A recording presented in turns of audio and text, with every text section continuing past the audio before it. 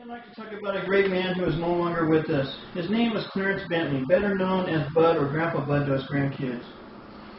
Grandpa Bud was born on April 18, 1926 in Sanger, Texas to Roy and Josephine Bentley.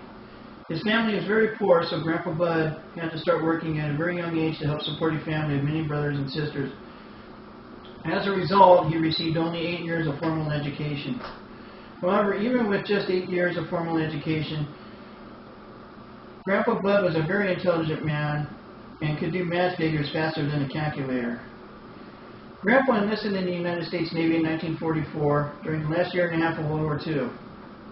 He was a boatswain's mate 3rd class and served as a crewman on the attack transport the USS Gerald in the Pacific Theater. Grandpa's job was to operate a landing craft that would take Marines to shore during invasions on enemy-held islands.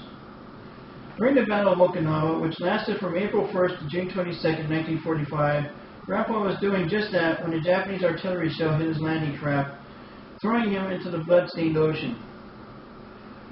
Grandpa suffered a huge gash to the back, which earned him the Purple Heart. Grandpa Bud would go on to serve in the United States Navy until 1949, when he was honorably discharged. The last ship he served on was the landing ship LST-1110.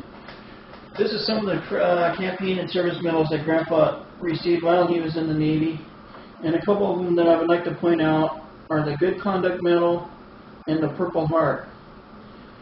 And this is his boatswain's mate 3rd class insignia, and that's a picture of Grandpa Bud there while he was in the Navy. I think that was taken around 1946.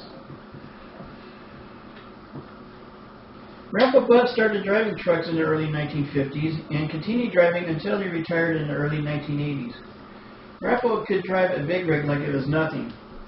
When Grandpa started driving trucks, they didn't even have air conditioning. Trucks were pretty primitive back then, allowing for very little comfort while driving long distances across country. Grandpa married Ruby Brent on December 23, 1946, and together they had 7 daughters. And before he died, he had 9 grandkids. Grandpa was a fun grandpa to play with. He would get down on the floor and let us get on his back, and we would pretend like he was a horse.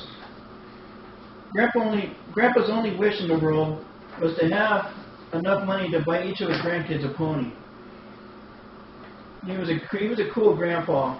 There was nothing that he wouldn't do for his kids and grandkids. Grandpa also had a great sense of humor. Grandpa Bud died in the Long Beach Veterans Hospital in California on April 25, 1985, after suffering from cancer. There will never be another like Grandpa Bud. Thanks.